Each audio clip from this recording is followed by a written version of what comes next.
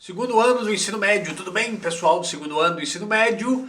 Nesta semana 2 do nosso PET, a proposta é trabalharmos um pouco como vamos dizer, direitos de cidadania e relações da nossa elite com a construção do nosso Estado Nacional. Vamos tentar destrinchar um pouquinho isso e simplificar um pouquinho para a gente entender. Bom, a nossa apostila começa falando do voto censitário, né? Tem uma bandeira do Brasil Império e o texto que está ao lado dessa bandeira fala do voto censitário, que era, não sobretudo, era somente masculino, né? Então os cargos em que a população podia votar eram poucos cargos e essa população que podia votar era muito restrita.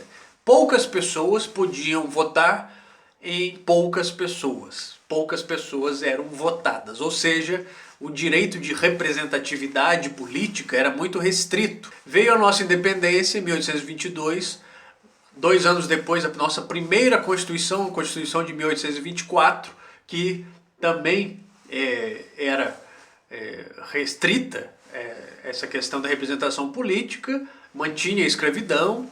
Inclusive é uma discussão muito grande que existe em vários livros, em várias linhas da história, o que mudou e o que permanece. E aí no nosso caso, durante muito tempo existiu essa leitura de que a nossa libertação de Portugal, a nossa independência foi uma independência sobretudo negociada, uma independência das nossas elites que não abriram mão dos seus privilégios, obviamente, e inclusive aumentaram em muitos casos esses privilégios. A escravidão não acabou, a estrutura de terras não foi modificada, ou seja, foi uma independência muito conservadora. E a opção por uma monarquia, pela figura de Dom Pedro, também a Constituição de 1824, inclusive, trazia o poder moderador, que para muitos era uma espécie de um absolutismo disfarçado de modernidade. Esse conteúdo que nós estamos trabalhando você pode encontrar em nosso livro didático entre as páginas 159 e 171 e 196 a 205. Então esses são os dois trechos principais do nosso livro didático onde você pode encontrar com maiores informações estes conteúdos.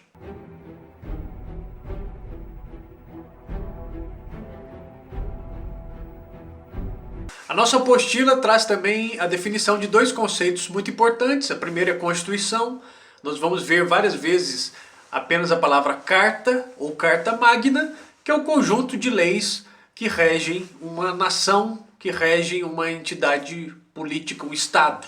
Então, um conjunto de leis. A gente simplifica a Constituição pelo conjunto de leis que regem uma coletividade. E o termo império, e aí poderíamos ficar várias aulas falando do conceito de império, que lá no Império Romano tinha a ver com poder, sobretudo militar, né? Ele detém o império, ele tem o poder militar, e depois se transforma num conceito mais extenso de domínio sobre uma vasta região, sobre uma vasta geografia. Existem outras nuances aí dessa definição, e é importante nós termos em mente que essa monarquia do Brasil será conhecida como Império do Brasil devido muito à sua extensão em relação aos demais vizinhos nossos aqui, e é uma extensão do imperialismo português ou do Império Português, uma vez que o Brasil, quando foi elevado à condição de Reino Unido de Portugal e Algarve, se tornou o centro do Império Português. Portanto, falamos Império do Brasil. E Dom Pedro, nosso imperador.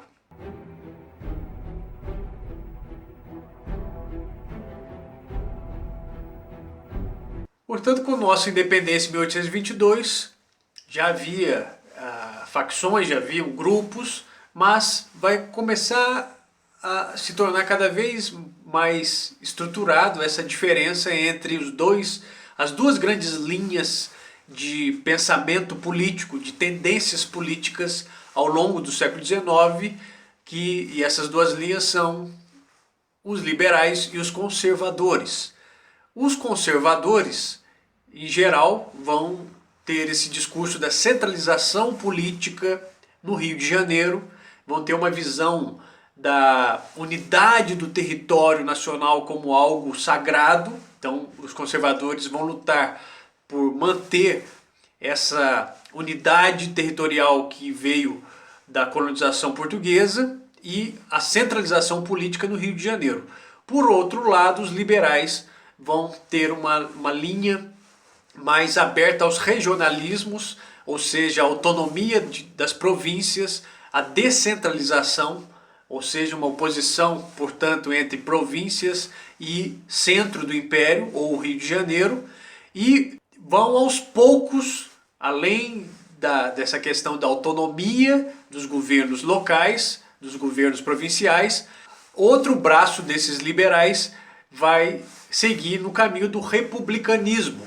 Ou seja, entre os liberais nós vamos ter também uma divisão entre os liberais exaltados ou mais radicais e os liberais moderados.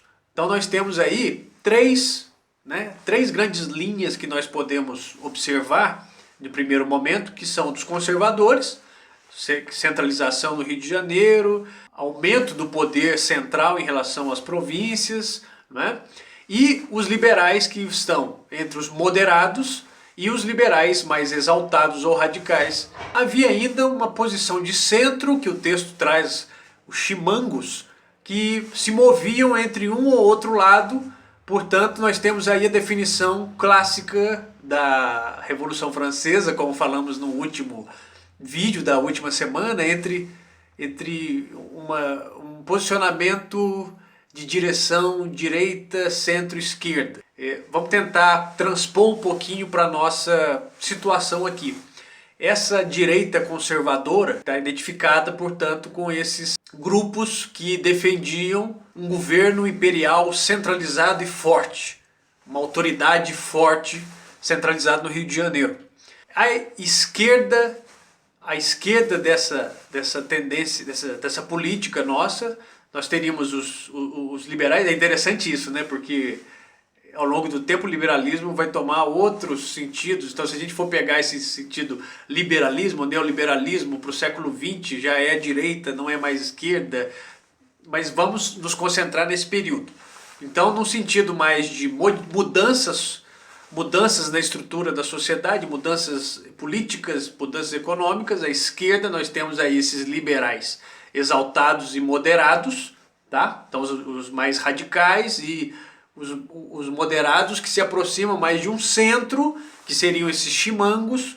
Então aí nós temos um desenho dessa política brasileira neste período da década da nossa independência e sobretudo a partir da década de 30, porque em 1831 Dom Pedro I abdica do trono e volta para Portugal e deixa aqui o seu filho, o Pedrinho, né, que vai se tornar o nosso Dom Pedro II, mas ele tinha 5 anos, não poderia assumir, portanto abre-se nesse momento o período chamado período regencial, e durante a regência vários desses grupos vão aumentar a sua participação na política e vão aumentar o seu peso e a sua mobilização política, inclusive levando a várias revoltas de cunho separatista, como nós vamos ver mais nas próximas semanas.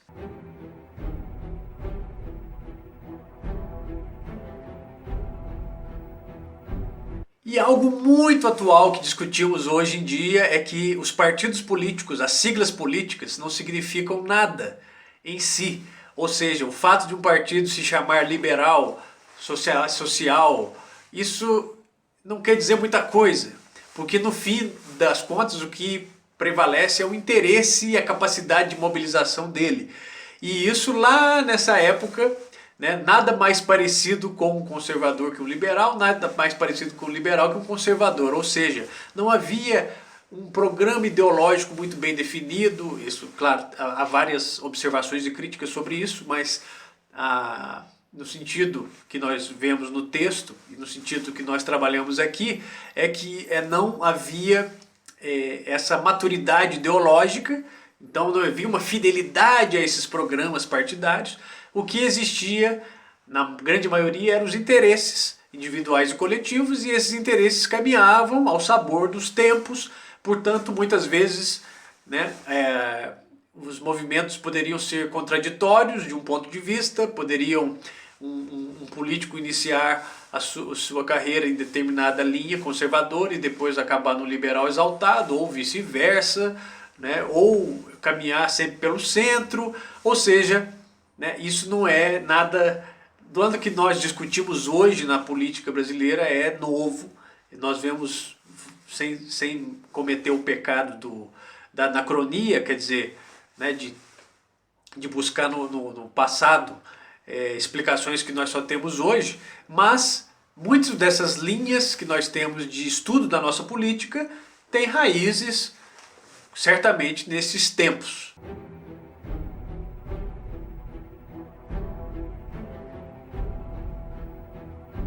Nada mais parecido que um Saquarema que um Luzia. Nada mais parecido que um Luzia que um Saquarema. Quem está um pouquinho inteirado do mundo do surf sabe que a cidade de Saquarema, no estado do Rio de Janeiro, é um lugar muito perto de Maricá, onde tem ondas muito fortes, e hoje em dia, quando você fala Saquarema, pelo menos para mim, eu me identifico muito com a questão do surf. Mas muitas reuniões do Partido Conservador se davam ali na localidade de Saquarema. E muitos membros do Partido Conservador vinham daquela região de Saquarema, o que valeu aos conservadores essa alcunha de Saquaremas. Já os Luzias, identificados como, né, os liberais identificados como os Luzias, tem a ver com uma grande revolta, chamada Revolta Liberal de 1842, na localidade de Santa Luzia, relativamente próxima a hoje, onde hoje é Belo Horizonte, e tem a ver com o fechamento da Câmara Municipal daquela localidade pelo Dom Pedro II, pelo imperador, e os liberais então se armaram e fizeram essa revolta de armas nas mãos, e esse acontecimento ficou conhecido como a eleição do cacete. Daí a identificação dos Luzias. Quanto aos grupos sociais, né, os conservadores eram formados principalmente, né, os saquaremas, por burocratas de Estado, grandes altos funcionários do Estado, grandes comerciantes e fazendeiros ligados à exportação, ao agronegócio. Já os Luzias, os liberais, eram ligados a profissionais liberais urbanos, né, médicos, advogados, pequenos médios comerciantes e agricultores, fazendeiros ligados mais ao mercado interno. E em geral defendiam, portanto, essa política mais ligada ao modelo do federalismo, né? A divisão da federação que conferisse maior poder às províncias, que hoje nós chamamos de estados, portanto eram mais ligados a esses interesses locais e regionais e contrários à concentração de poder do executivo no Rio de Janeiro. E aí nós veremos essas duas linhas, essas duas tendências principais de Luzias e Saquaremas se alternando, né, no poder até 1870, onde haverá uma nova conjuntura, né, o fim, aos poucos, o fim da escravidão, o fim gradativo, quer dizer, de pouco em pouco da escravidão, vai levar com que vários setores latifundiários, vários setores desses grandes fazendeiros mudem de posição. Então vai ter um novo arranjo político aí, com o surgimento do Partido Republicano. Durante muito tempo a gente pode colocar, né, então a gente da década de 30, quando tem a abdicação de Dom Pedro I, o período da regência, o período regencial, quando tem a menoridade de Dom Pedro II, e depois, quando Dom Pedro II assume, até 1870, então aí nós vamos ter a alternância de poder entre essas duas grandes linhas políticas, liberais e conservadores.